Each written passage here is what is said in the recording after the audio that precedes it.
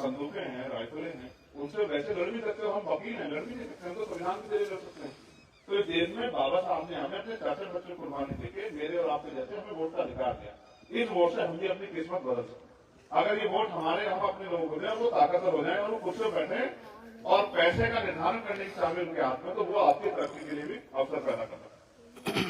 जैसे पहले स्कॉलरशिप आती थी हायर एजुकेशन में, नीचे प्राइमरी स्कूल में, उसके अलावा हॉस्टल बनते थे, बड़े बड़े कंपटीशन सेंटर खुलते थे, और जो लोग रोजगार करना चाहते उनको लोन मिलता था। आप जाके देखो अगर लोन मिल जाए आपको, आप तो समूह में पैसा लेते हो, उसको उतारने में आपके जीवन बदल जाता। ठीक है, इस देश में बहुत जल्द वो समय आएगा किसी भी तरह का कर्ज नहीं रहेगा किसी पे, वो कर्ज माफी होगी। जैसे अमीरों के 1 लाख करोड़ रुपए अभी पिछले 10 सालों में 10 लाख करोड़ रुपए ज्यादा अमीरों के माफ करते हैं प्रधानमंत्री ने। जब उनके माफ हो सकते हैं तो आपके ऊपर जो कर्ज है वो भी माफ हो सकता है। बिजली का बिल जब सरकारों के लिए फ्री हो सकता है तो आपके लिए भी फ्री हो सकता है। जब अमीरों के कुत्तों को भी गाड़ियों में घूमने का, एसी में रहने का, हीटर में रहने का अवसर मिलता है, तो गरीबों को भी सुख सुविधा सम्मान का जीवन मिलना चाहिए। और मैं तो सतगुरु रविदास जी महाराज को बहुत पढ़ता हूँ, इसलिए मैंने आपको बात बताई। उन्होंने बहुत अच्छी बात की, उन्होंने कहा ऐसा चाहूं राज में जहां मिले सबन अन्न, और छोटे बड़े सब बसे रविदास बड़े प्रसन्न। 600 साल पहले कह गए, लेकिन हमारी नालायकी देखो, हम अपने बाप को बाप कहते हो सकता है। 600 साल पहले उन्होंने कहा कि मैं ऐसा राज चाहता हूँ। किससे कहा होगा ये भी सोचना कि मैं ऐसा राज चाहता हूँ जहां कोई छोटा बड़ा ना, जहां कोई ऊंच नीच ना, कोई भय ना, कोई छुआछूत ना, किसी बहन बेटी का अपमान ना, किसी को खाने के लिए अन्न की दिक्कत ना, किसी को तन ढकने के लिए कपड़े की दिक्कत ना, किसी को सर ढकने के लिए छत की दिक्कत ना हो, कोई छोटा बड़ा ना हो, सब प्रेम भाव से जिए, सब आगे बढ़े, सब तरक्की करे, किसी का लूट बचाए ना, किसी हत्या ना, किसी बहन बेटी का अपमान हो, सब कह के गए। और उन्होंने नाम दिया उसको बेगमपुरा राज, बेगमपुरा शहर बसाओ। बेगम का मतलब है संधि विच्छेद करोगे, बेग और गम, यानी कि जहां कोई गम, ऐसा राज आना चाहिए। लेकिन आज जो सरकारें बैठे तो अपने हिसाब से राज आ रही।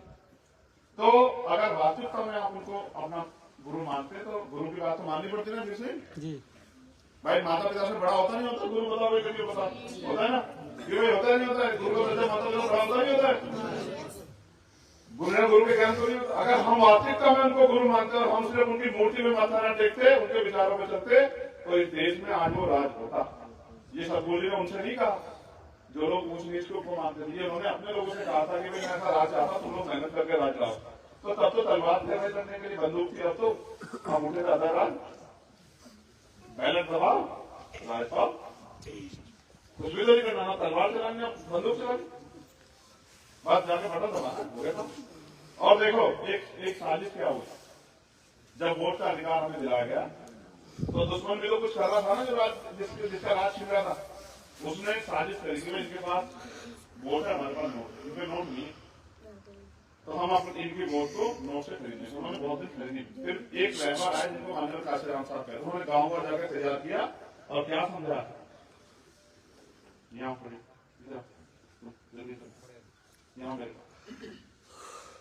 उन्होंने क्या समझा पता है? उन्होंने कहा कि वोट की रक्षा बहन बेटी की रक्षा करनी है, और वोट को बेचना नहीं है, वोट को फेंकना भी नहीं, वोट को जिम्मेदार आदमी को फेंकना है। जो बहन बेटी को बेचते हैं उनको क्या कहते हैं? अच्छा कहते हैं, बुरा कहते हैं। फिर हमारे लोगों ने वोट को बेचना बंद कर दिया, उनकी बात ना, गुरु थे ना वो भी, उन्होंने भी अपनी जिंदगी कुर्बान की। जब उन्होंने ये बंद कर दिया तो हमारा आंदोलन आगे बढ़ा, उनसे ताकत भी बनी। फिर जब वो चले गए फिर ये काम बंद हो गया। अब उनका बेटा होने के नाते तेरे भाई ने जिम्मेदारी उठाई कि फिर से समाज को के अंदर बल पैदा करना, समाज को पैरों पर खड़ा करना, कि अपना वोट नहीं बेचना, अपने वोट से ताकत बनाना, क्योंकि यही वोट लोकतंत्र में हमें और हमारे वजूद को जिंदा रखेगा। अब तुम ये बताओ, पढ़ती हो कौन से क्लास? बीएससी में पढ़ लिख कर नौकरी तो मिलेगी, क्या करो? ऐसी गलत भावना दिमाग में मत आने कि पढ़ लिख के नौकरी नहीं, क्योंकि ऐसा नहीं आज हम कमजोर है तो हमेशा कमजोर रहेंगे। आज हम मेहनत कर रहे हैं, रात रात में जाके हमारी मेहनत खराब हो जाएगी, हम भी ताकतवर बनेंगे। जब हम ताकतवर बनेंगे तो हम अपनी बहनों को रोजगार, और इतना तो भी पढ़ाई करेंगे, इतना तो तेरे भाई सब लोग ताकतवर होंगे। जब भाई ताकतवर होंगे और बहनों को रोजगार देंगे, तभी तो जेब में पैसा आएगा, तभी तो सुविधा मिलेगी। भाई सुख सुविधा, भाई बाजार में जाओ, समाज को बहुत देख लो, जेब में पैसे तो खरीद रहे लोगे। देखो इस देश में बहुत कुछ परिवर्तन हो सकता है, ये आप सुनना भी नहीं। इस देश में बहुत सारा ऐसा सामान है जो हमें चाइना से, बांग्लादेश से खरीदना पड़ता है, और बहुत सारा सामान है जो हम दुनिया को बेचते हैं। अगर हम अपने देश में ही कच्चा माल पैदा तैयार करने लगते हैं तो जो करोड़ों रुपया, लाखों करोड़ रुपया हमारा दूसरे देशों में जाता है, वो पैसा जाना बंद हो जाएगा। वो पैसा हमारे लोगों की जेब तक आएगा और हमारे लोगों को मेहनत मजदूरी करनी पड़ेगी। 200-250 रुपये में 10-20 हजार रुपये घर में बैठे हमारी बहनें भी कमा सकती है। जब एक परिवार 50-60 हजार रुपये महीने कमाएगा तो उसके घर में पैसा आएगा नहीं आएगा? जब पैसा आएगा तब तो कुछ सुविधाएं आएंगी। ठीक है, इसलिए बहुत कुछ हो सकता है, लेकिन जो सरकार में रखे ना वो जानते हैं अगर इनकी जेब में पैसा आ गया तो उसकी मेहनत मजदूरी कौन करेगा। ठीक है, इसलिए वो गरीबों को पैसे वाले तो चाहते गरीब गरीब है जो नहीं तो दूर कैसे होगी गरीब? जब राजनीतिक रूप से ताकतवर होंगे, जब हम कुर्सी बैठेंगे तब। ठीक है, हम इधर में गुलामी में थोड़े बने कुर्सी बैठेंगे वाला होंगे ना। हाँ बैठ। इसलिए मैं आपसे कहना चाहता हूँ कि आप इस लड़ाई में मेरी मदद। ठीक है, अब मदद कैसे होगी? मदद ऐसे होगी, एक बात मेरी अधूरी रहेगी। पहली कौन सी जो मैंने आपको बताई कि जब आपके पास वोट आया तो उन्होंने नोट से खरीदने का प्रयास किया, काशीराम साहब ने तैयार कर दिया। जब तैयार कर दिया तो उन्होंने फिर कुछ किया होगा ना।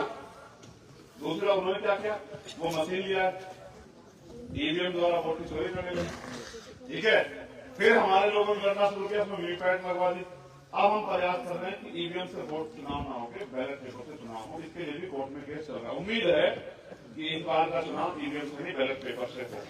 अगर फिर भी कुछ कमी रही तो हम इस लोकतंत्र को बचाने के लिए हम ये प्रयास कर रहे हैं। जिस समय कम है चुनाव में, तो जो पर्ची दिखती है कि पास गया, वो पर्ची हमारे हाथ में आ जाए। हम उसको मिटा उठा कर देखने में कुछ गड़बड़ तो नहीं है, फिर हम उस पर्ची को जमा करते हैं जिससे कि हमारे वोट के साथ चोरी ना, हम जिसको वोट देना उसको चाहते। ठीक है, तो आप इस लोकतंत्र में आप भी अपने कंट्री का राजा को, अपने बेटे को, भाई को ताकतवर बना। कैसे बताओ? वोट दे। ठीक है, तो वोट दोगे कहाँ? जब तक आपको निशान नहीं पता होगा तो वोट किसे दे दोगे? आप हमारा निशान बताओ क्या है? जोर से बताओ क्या है? आप बताओ हमारा निशान क्या है? अगर आप केजरी के निशान को वोट दोगे तो चंद्रशेखर आजाद ताकत। जब चंद्रशेखर आजाद के हाथ में कलम की ताकत आएगी तब वो फिर अपनी बहनों के लिए, अपने भाइयों के लिए, अपने बड़ों के सम्मान की रखवाली करेगा, अपनी माओ के आंसू पूछने काम करेगा। और फिर 3 साल में 21 करोड़ के साथ नहीं जीना पड़ेगा। अरे ये तो मजबूरी। अच्छा तेरे में अगर 5 साल होते तो यही होती है 3 साल। समझ रहे हो ना? ये हमारी मजबूरी, क्योंकि हम गरीब, अपने साधन ही क्या करें। और जो कुछ है हम सोचते चलो मैं तो रह लूंगी, मेरी बेटी को मिल जाए, तो जो पैसा जुटाते हैं उसको देते हैं, बेटे को मिल जाए 10 से। तो मैं तो समझता हूँ ना। मैं अपने बारे में बताऊँ तो मेरे पिताजी प्राइवेट स्कूल में हमारे, और जो आज आप काम करते हैं ना वो हमने किया। मैं खेत पर जाके अपनी मम्मी के पास जाता था, वो खेत में से घास काटती थी, मैं घास उठा के लाता 2-2.5 किलोमीटर, कि मेरी माँ के सर पे को जोड़ना। बहुत बार लकड़ी उठा के लाता था, और उस दूध को बेच के मेरी माँ कुछ पैसे निकालती थी कि हमें जो कमी लगे 6 बच्चों को पालने में, तो मेरी माँ हमें चुपचाप दे। ठीक है, ऐसे हम पल बढ़ के हैं। हमें बताया गरीबों की जिंदगी कैसी होती है। अभी मेरी माँ जिंदा, पिताजी तो नहीं रहे, लेकिन मेरी माँ जिंदा। मैं कभी उसको लेके आऊँ आप लोगों के बीच, वो भी आपके जैसे, लेकिन वो भी ये चाहती। जब उससे पूछा एक अखबार टीवी वाले ने कि माता जी आपके बेटे कुछ हो गया, तो उसने कहा कि मैंने तो अपने बेटे को समाज के नाम कुर्बान किया। उसने मुझे इतनी हिम्मत दी कि मैं लड़ाई को लड़ सकता। तो मैं आपसे आग्रह कर रहा हूँ, आपसे मैं आग्रह कर रहा हूँ, किस चुनाव निशान को वोट दोगे आप? जोर से बताओ। जो मन में तय कर चुका है कि भाई हमें इस बार अपने भाई को ताकत देनी, क्योंकि जिन नेताओं को हमने ताकत दी उन्होंने हमें लड़ाई लड़ी, वो दोनों बताए जो मन में तय कर चुका है।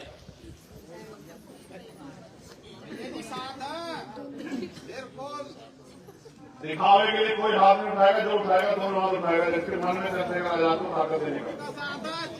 ठीक है, नीचे करो हाथ, लावे लगाओ, अब ये पढ़ो क्या लिखा है। अब इस बात को भी समझो, सारी बात समझानी पड़ती है। आपने रविदास जयंती मनाई क्यों? उसके लिए चंदा इकट्ठा होकर जो भी सामूहिक काम होता है समाज के लिए, उसके लिए सहयोग होता है। कोई कम देता है, गांव में तो हम लोग तय कर देते थे कि भाई इतना पैसा देना देना है, लेकिन यहाँ हम तय नहीं करते। मैं मानता हूँ कि गरीबों के ईमानदारी के पैसे में बहुत ताकत है, जिनसे मुकाबला बहुत पैसा है, पैसे में उनका मुकाबला नहीं कर सकता, लेकिन अपनी क्योंकि हमारी संख्या बहुत है कि पैसा जुटा के हम इस लड़ाई को कर सकते हैं। कहा गया ना जो सहारा देगा वो सहारा देगा। तो मैं आपसे आग्रह करूंगा, पहले तो सूचना भेजी नहीं थी, चाहे आप इस केतरी में 1 रुपया दें, लेकिन अपनी मेहनत कमाई का पैसा दे, जिस पैसे की बदौलत में ताकतवर लोगों से लड़ता हूं। और जो पैसे नहीं लाए उसके लिए भी छूट है, वो मेरे सर पर हाथ रख देना, भाई हम पैसे तो लेके नहीं आए, लेकिन आशीर्वाद मेरे साथ। लेकिन जो देना चाहता हो वो 1 रुपए की मदद तो कम से कम करे, जिससे कि मेरा हौसला बढ़े लड़ाई को लड़ने। ठीक है भाई, समझ आ गई? आज इतना केतरी का ढक्कन खोलो, जो भी मदद करना चाहते हैं वो इसमें आके खुद आके मदद कर दें।